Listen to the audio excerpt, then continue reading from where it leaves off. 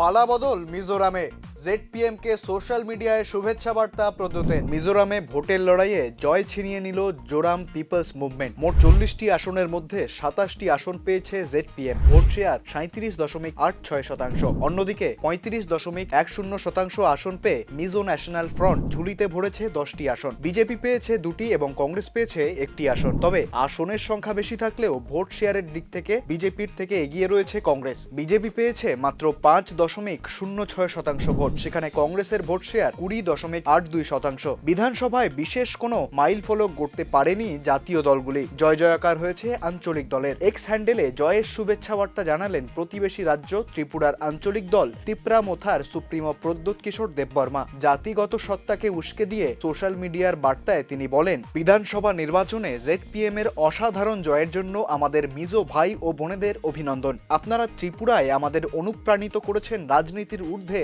নিজেদের দাবিগুলি রাখার জন্য।